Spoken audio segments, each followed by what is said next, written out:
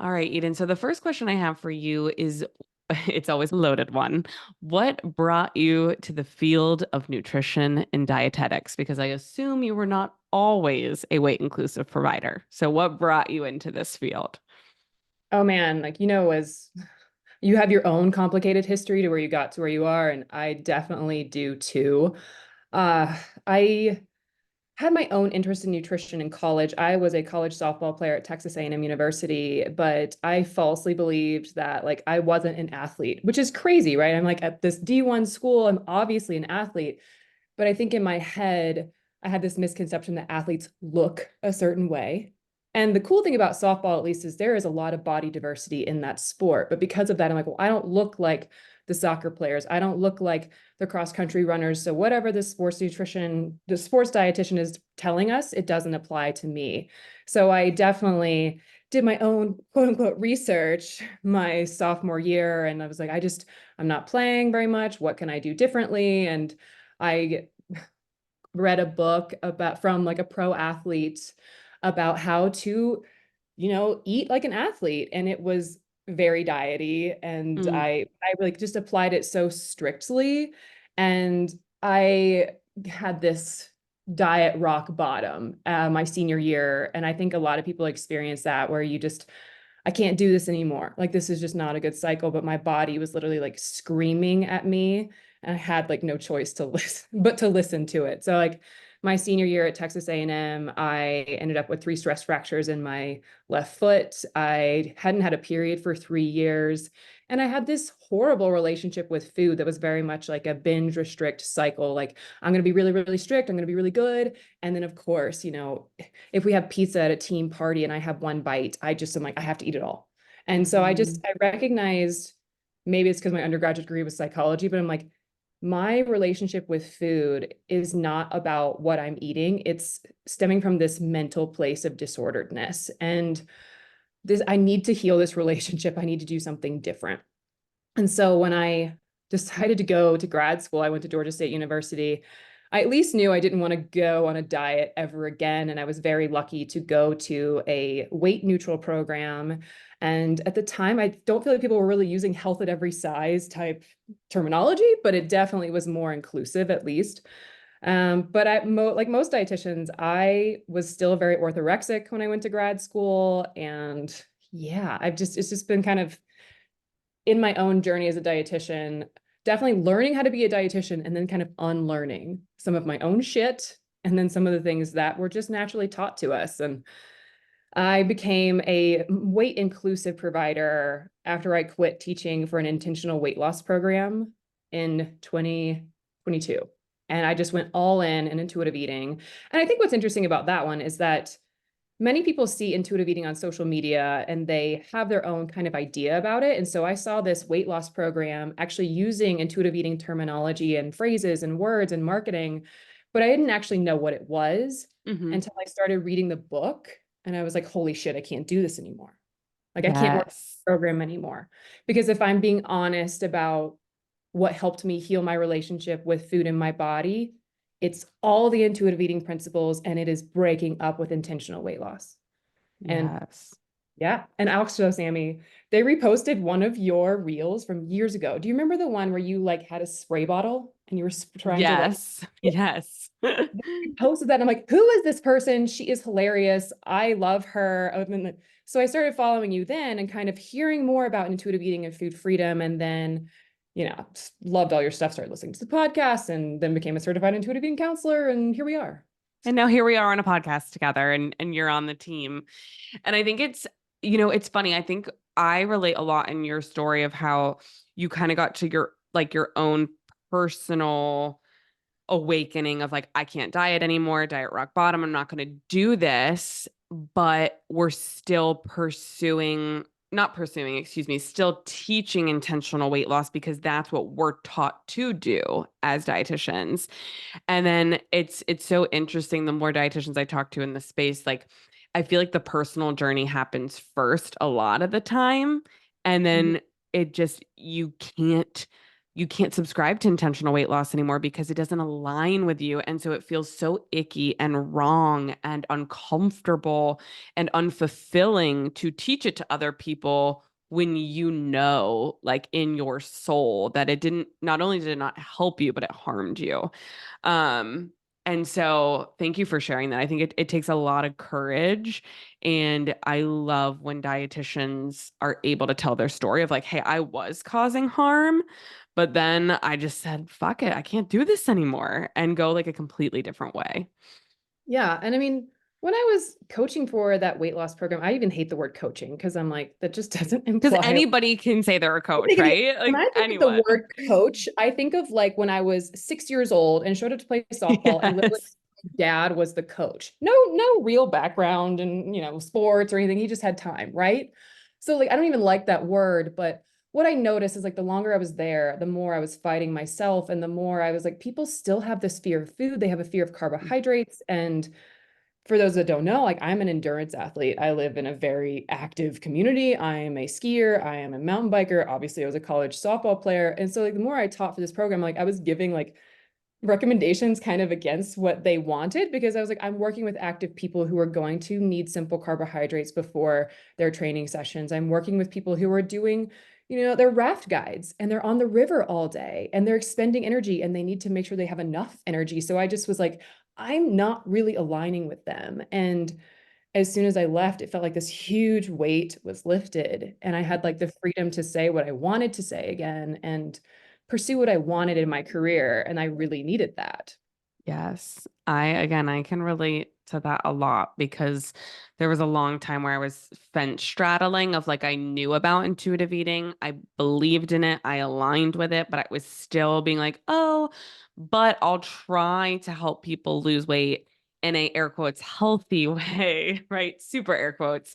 And you just get to a point where you cannot do it anymore because you like all of the reasons why you just said.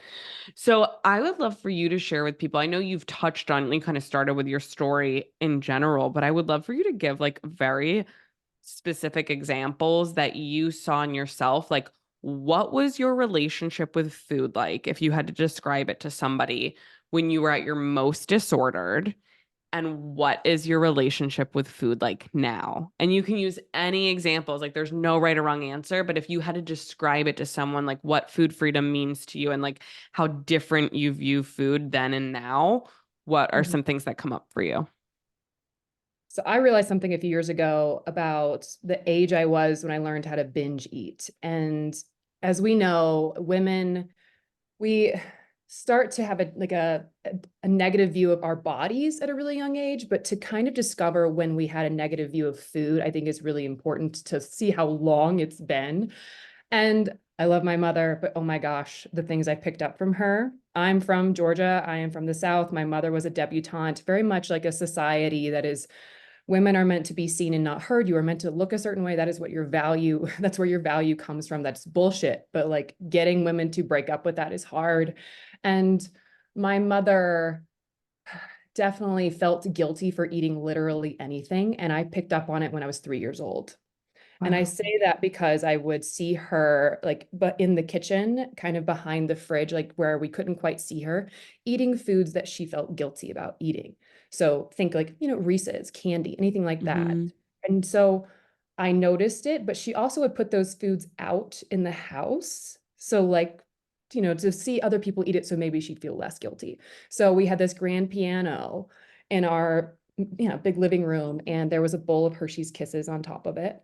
And so I would take handfuls of them and go into my parents' bedroom, eat them in secret behind a chair, and leave the wrappers for them to find because they thought it was cute in a way. But they would find them and they'd be like, oh, Eden's such a chocoholic. But I was actually modeling the behavior of my mother. So Mm. even at this young age, I still understood that certain foods were good and certain foods were bad, but I still ate enough growing up. I didn't necessarily care about the quality of food I was eating. I just ate what I wanted and I was Hmm. okay. But I think I had this subconscious knowing that certain foods were good and certain foods were bad. And it came out when I went to college because when I was before I was a freshman, they sent us our strength and conditioning program, and I just have the kind of body type that just adapts to training. Like I love being active. I love moving my body. And it was the first time I'd actually trained hard for something. And so I ended up losing a lot of fat, gaining a lot of muscle. And my body looked different than when they recruited me when I was 16. So when I showed up when I was 18, I was in a different body size. And the first thing my college coach and the strength coach said to me is, you just don't look like the athlete we recruited. And Wow. on top of that, when you're a freshman in college, you're lifting more weights, you're doing things. And so I was hungrier. And I called my mom one time, and I think I had this underlying guilt of being hungry. And I was like, Mom, I just don't understand why I'm so hungry. And she said something, and she regrets this so much, but she was an equestrian. She rode horses, so very different activity levels. And she said, oh, when I was your age, I could eat a spoonful of peanut butter and just ride my horse and have energy for the day. And it fucked me up. I was like, I'm Mhm. not allowed to be hungry. I'm not allowed to eat anything. So I started struggling with binge eating, like actual binge eating my freshman year, because I would try not to eat throughout the day. And then it's like you're holding your breath forever and your body is like screaming at you, I need energy. And so I started Yes. struggling with binge eating at night. And so that was already there. And then my sophomore year, I read that book, and I started subscribing to all this shit we hear in the wellness world now, like eat clean, processed foods are bad, all these things. So I had more and more food rules my sophomore year. My body got back to this place of looking fit, but it was deteriorating, and I just didn't know how to listen to it. And again, I asked my mom, I'm like, Mom, my period has been irregular. Actually, I haven't had one in months. Did this happen to you at your age? And she said, yeah, oh, that just meant I was fit. No, that means that your body doesn't have enough fat on it. You're not taking enough calories, enough fat in general to have a normal reproductive cycle. And now I know that. But as a 20-year-old, I just didn't know. And so I ignored these things and just thought that, I'm doing what the other athletes are doing. We're trying to eat clean, we're trying to be disciplined, but we all kind of struggle with food behind the scenes, but it's just a known thing. And yeah, my relationship with food was horrible. If I ate something that I felt was bad, I had trouble stopping.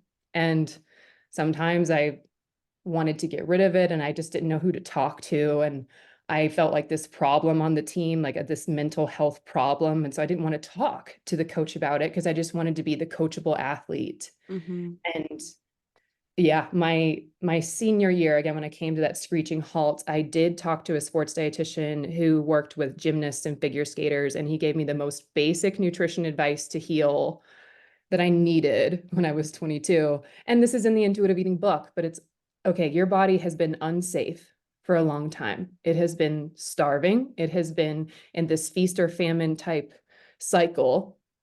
And so you need to show it that it's going to be safe and it's going to have food. So I want you to eat a meal or a snack every 3 to 4 hours, even if you don't feel hunger. And I don't care what it is. I don't care if you think it's healthy or unhealthy. Eat something and try not to go more than 5 hours without eating something. And as we know, like with people who have had an eating disorder, kind of getting that structure back can help us tune back into those hunger and fullness cues. And so that basic advice like really kind of showed me that I needed permission to eat again, and my body needed to be safe. So like food is one of those basic needs that you can respond to every single day when you feel hunger, and when you actually are able to tune back into those hunger cues. It's just such a big aha moment. And another thing I would tell people is moving to Jackson. I moved to Jackson Hole in 2018. I had visited a couple times, but getting into endurance sports actually showed me that I still had some food fears Mhm. with simple carbohydrates, juice, anything that you can think of that diet culture is like, oh, don't eat that. When you're doing endurance activities, there comes a point where you just need carbs. You're moving your body for 3 to 4 hours. You have to have something. And so I would say that getting into endurance sports kind of helped me overcome that last little fear towards some of these foods that are deemed bad by diet culture, because I realized that your body just needs fuel when you're mountain biking and you're skiing in mountains. Like it just needs fuel. And Yes. yeah, I got to this point where I was like, I don't do these things. I don't ride my bike or go skiing to earn food. I eat enough food so I can do those things. And that was this kind of, I felt like that was more like this full circle. I'm like, I feel finally better around food. Yes, I love it. So beautiful. So talk about your current relationship with food. What is it like when, and again, every day is different, right? Every meal is different, but like, what are your general thoughts around food when you're sitting down for meals and snacks? I know you just shed a little bit of light on it, but I would love for you to give us a little more detail of your current relationship with food.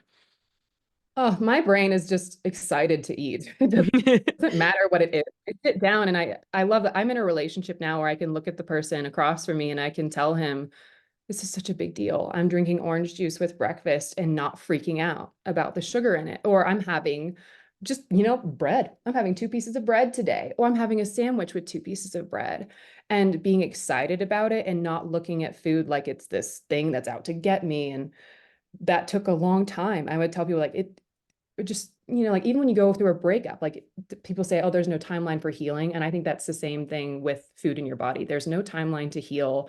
And I would say be patient with it. But it is so nice to go out to a restaurant with my boyfriend and we just order what we want. And that includes nutrient dense foods, less nutrient dense foods.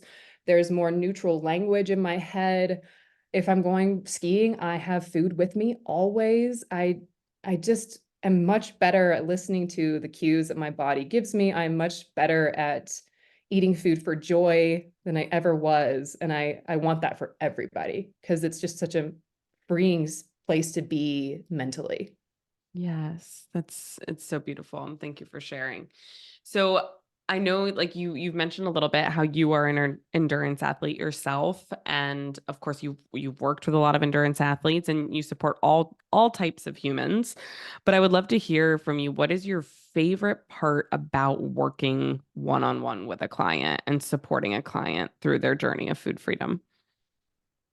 What's amazing is the clients that come to us, many of them have followed you on Instagram for a long time. They are familiar with intuitive eating, but one thing that's been really beneficial with my one-on-one clients is I'll be like, have you actually gone through the 10 principles? Have you read through them? And even if they have the book, even if they have the intuitive eating book or the workbook, they're like, well, I've skimmed it or I've done this or I've seen you talk about it. I've seen Sammy talk about it. I'm like, well, let's go through them together. And we'll go through and we'll just literally, I'll read it to them and I'll talk about some of the caveats or the other things. So, for example, the first principle is reject the diet mentality. And so for my clients, I say, okay, we're going to take this a step further. You're going to reject that mentality and adopt the fueling mentality. You're going to let go of this nutrition by restriction that you're so used to seeing in the media. And we're going to talk about how you can add more to your day so you feel more energized. And of course, that's true for endurance athletes. For me, that's true for everybody. I don't Hmm. care who you are and where you're living and what you're doing, but nutrition is just so much more fun when we focus on what we can add. But to go through the principles with people, you just kind of see it in their face because we see clients on Zoom face to face. They have these aha moments. And I love those mental transformations because it makes intuitive eating a lot more tangible to them. Mm, I love that because I think it's so easy to like on social people hear about intuitive eating and they kind of have like an idea of what it is based on what they've gathered. But I love bringing it back to the simplicity and not like quizzing them, right? Of like, what are the 10 principles? But Yeah. I find that a lot. Like, sometimes I forget one of them. So it's always good to revisit it and like you said, look at the nuance and the caveats that um are within each one, and we're all going to relate to each individual principle differently based on our own lived experiences and things that we've been through as well. Yeah. So, as we wrap today's episode, Eden, I would love for you, like, if listeners don't remember anything but what you're going to say next, what do you want them to hear from you about relationship with food, intuitive eating, like all the things? What would you like for them to hear from you and remember? I am such a big fan of mantras. I don't know about you. I know you have a word for the year is growth, right? Mm-hmm. Mine for the year is a well-fed body is a resilient body. Mm. A well-fed body in whatever phase of life you're in, whether you consider yourself an athlete or not, a well-fed body is a resilient body. And I can speak to that in so many different ways. But last summer, my boyfriend and I were mountain biking not too far from here. And I love mountain biking. It's low impact until it's high impact, meaning like when you crash. Like, and I do. I mean, I picked it up in 2020, so I'm still kind of new at it, but I'm not bad. I can definitely keep up. I love going off jumps and everything. I'm like, okay, cool. I'm pretty good at this. But I had just switched from flat pedals to clipless pedals, and so basically being clipped into the bike. And I crashed and hit a tree. Like that sounds pretty gnarly, but It I like, does. yeah. So I went off the trail. My elbow hit a tree, and I like was fine. I was wearing pads and everything, and I thought, yeah, it was kind of just like, ugh. But he looked at me and he said, "You have come so far from being the athlete with brittle bones, with an eating disorder, to taking hard crashes and just being a freaking badass." And I think I tell people, I'm like, I don't get injured as much because I eat a lot of food. I rest, I listen to my body, I take 2 to 3 rest days per week. And then I'm out there showing people what it's like to fuel and to be resilient when you hit a tree on your mountain bike. That is extremely badass, and I love that. And it's so true. Like especially when it comes, I know you and I have talked about before, like we say the word athlete, but to those listening, that is anybody who moves their body. We consider athletes really, and that decreased risk of injury and reoccurring injuries when you are fueling properly and your body has enough energy stores is really, really amazing. So say your mantra one more time to bring us home. A well-fed body is a resilient body. Oh, I love it. I love it so much.